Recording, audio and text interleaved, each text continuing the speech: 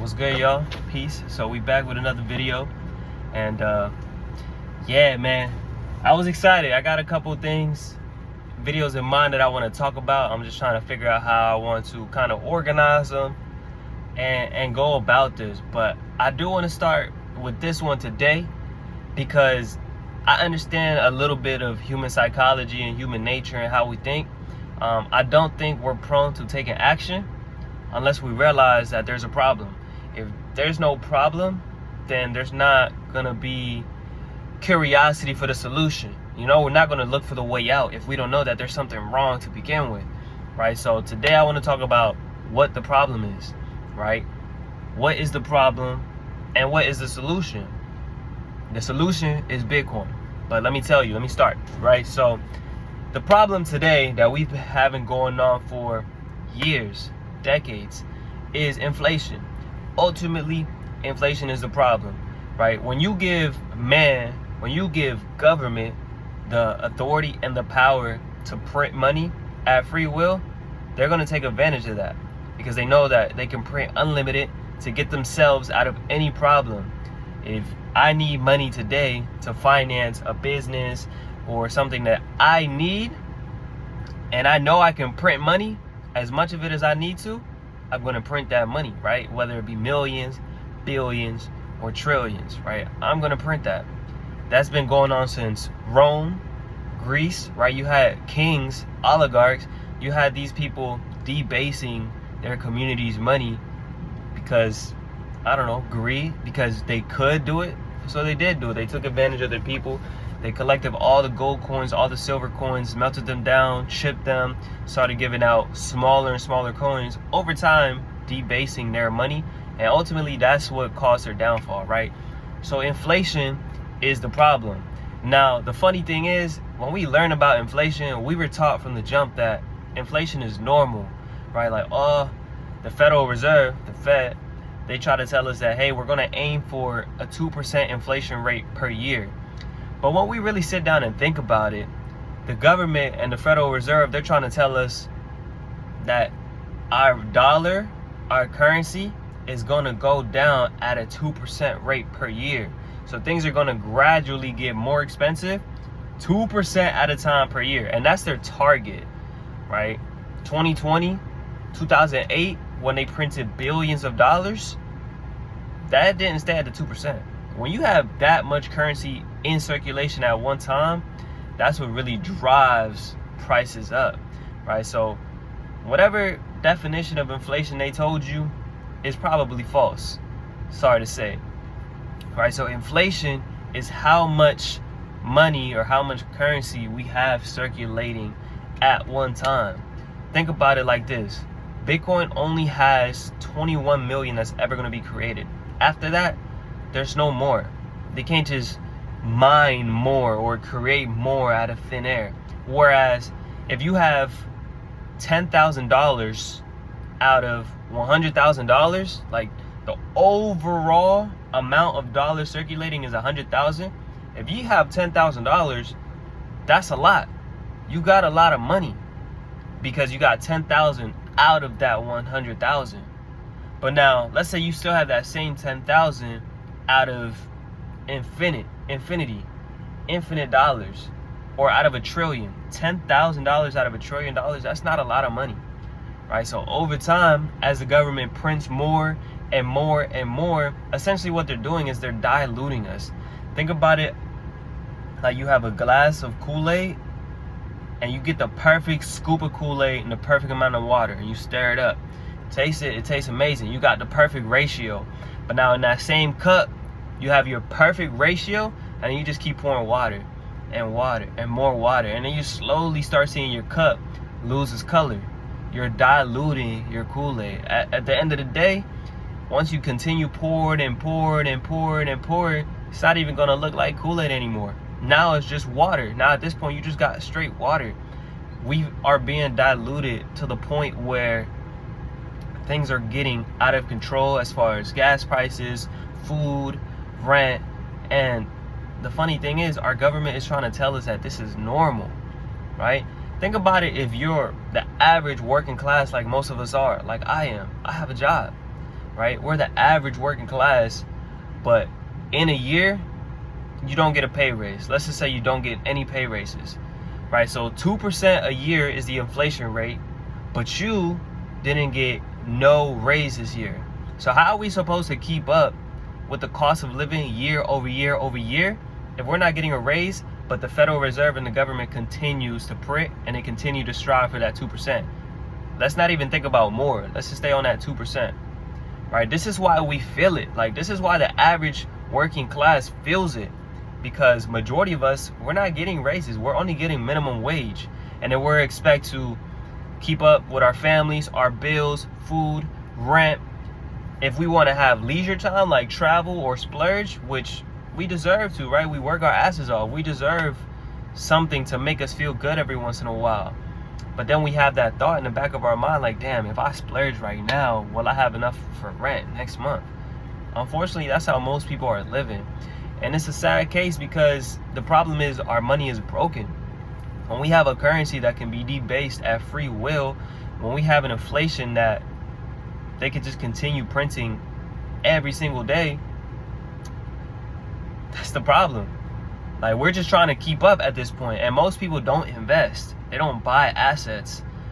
So when they print, those dollars that are printing, majority of it is going straight into the people who have assets. That's why the cost of assets rise faster than anything else. The value of their assets go up, while if we don't own any assets, we're getting poorer and poorer by the day. Think about it. If you want to sleep today, you wake up tomorrow, you woke up poor. If you don't have any assets and you're just trying to get by, you're waking up poor each and every single day, because we're continuously being diluted, right? So if we don't think about what the problem is, we're not going to think about what's the solution. So the problem is inflation. The problem is our government, and every government in every country, to be honest, they just print at free will. And because the dollar is not backed or pegged to anything of significant value, then yeah, we're essentially just holding IOUs. We're essentially just holding broken promises. Think about it. We were told from the get-go, from the jump, that a $20 bill is $20 because they tell us. We're going based off their word. And at the end of the day, I want you to really think about this. Like, sit down and ask yourself, like, yo, do I trust my government? 9 out of 10 times, the answer is no. Unfortunately, like, I love my country. I served my country. But I don't trust the government. And I don't trust the Federal Reserve. It's not even federal. It's private. It's a private company. It's a private entity owned by the wealthiest families in the world. So we got these 12 people that meet up every single year, these 12 board members of the Federal Reserve, and they push a button, they talk amongst themselves, they say, hey, inflation is going to be this much this year, or interest rates are going to go up or down this much right now. So you have 12 people voting on how your financial future looks, on how you get to provide for your family, on how much money you're going to keep at the end of the day, the end of the month, or the end of the year, right? So what's the solution, right? We have the problem. The problem is inflation. The problem is that they can continue to print out as much money as they want to at free will, with no consequences and with no limit, right? Look it up. Or I could just post a screenshot of it. Right now, we're at almost $37 trillion worth of debt. Money that's been printed out that is probably never going to be paid out or paid back. The government, they want to, or they have ideas proposed to add another $1 trillion worth of debt, or another $1 trillion of dollars circulating in our economy every 3 months.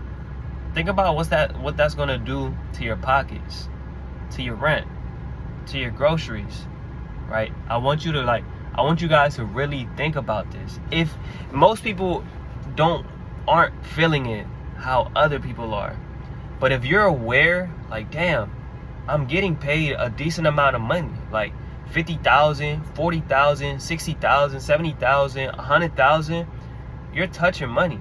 Like, you're getting paid, you're working your ass off, but every single year it's getting harder and harder to pay your bills. It's getting harder and harder to save, or you are saving, but it's not stretching. It's not doing what it's supposed to do. Your dollars at the end of the day are supposed to hold their value, meaning what you could buy this year, you should still be able to buy more or the same amount next year with the same amount of money you have saved up. But that's not what's going on, because they're diluting us. They're debasing our dollars right in front of our faces.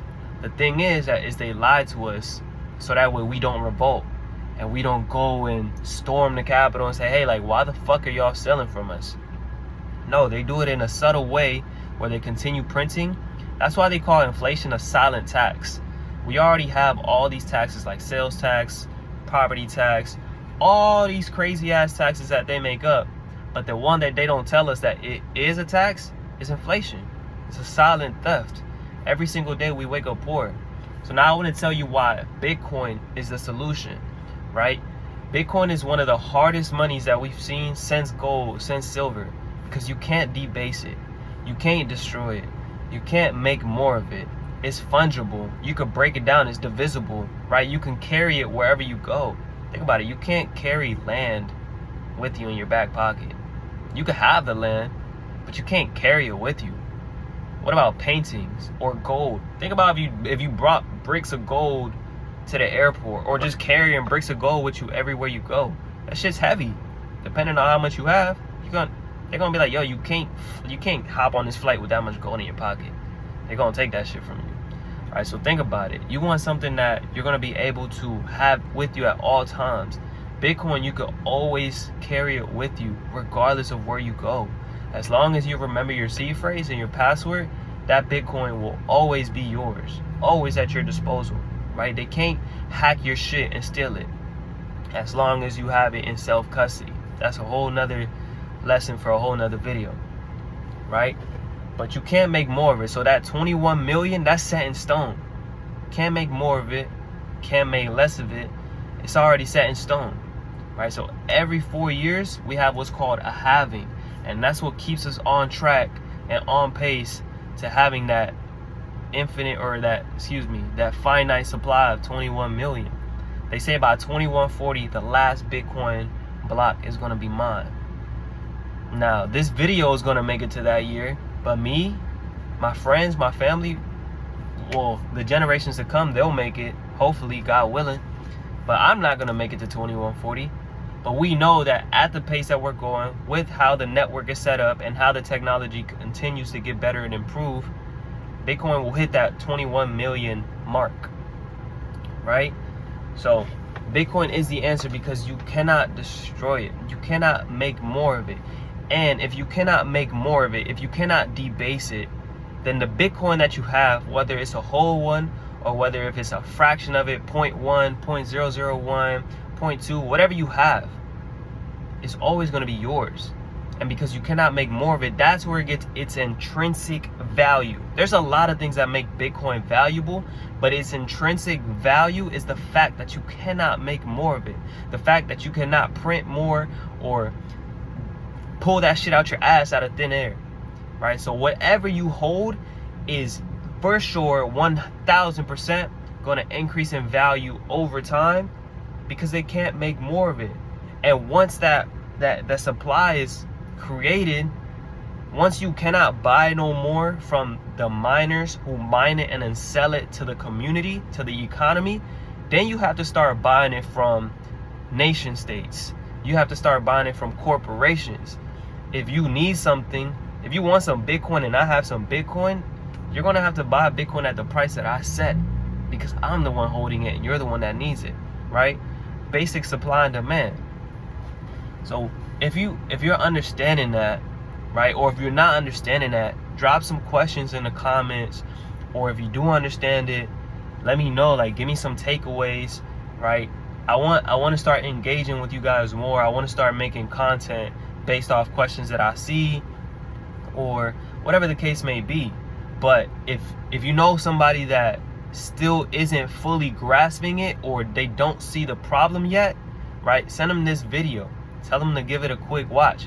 The problem is basic, right? Once you read a couple books, and you just gotta be aware, bro. Like, even before I dove deep into Bitcoin, I was pretty self-aware to realize, like, yo, what the fuck? I'm working my ass off, but my dollars are not stretching. I'm saving, but every time I need something, the shit's more expensive, right? You go to McDonald's, you can't even get nothing off the dollar menu no more. The fucking, what is it, Five and Below or the dollar store, it's not shit isn't $1 anymore, right? And we just think like, oh, that's normal, inflation is normal. Shit, when I came to the United States and we started hearing about inflation in school, we was already told like, oh yeah, that's normal, prices go up over time. But why do prices go up over time? It's because they keep putting more and more and more money into circulation. They keep putting more money into our economy, right? And there's some people that say deflation is bad when we have less dollars in the economy. But that's good. Deflation is good, right? Deflation is less dollars in the economy. Things get more affordable. Technology gets better, which helps us get stuff easier, right? As technology improves, life should be getting easier. We should be able to do things a whole lot easier, right? So I hope this is making sense. I know I'm gonna start going on a tangent if I keep talking. So if this is helping you, if you understand it, like it, share it with somebody, leave a comment, subscribe to the channel, help me grow. Let's touch more people, let's educate more people. At the end of the day, I'm still on my journey. I'm still learning every single day. So as I learn, I'm gonna teach my community, I'm gonna teach people, and I just want everybody to learn, man. Even if this only touches one person, that's it. That's a goal accomplished, right? So like, subscribe, share, drop questions so I know what to continue making content on, what videos I can make. But yeah, understand the problem, and once you know the problem, go find a solution, which is Bitcoin. Go put in your 1,000 hours. Peace.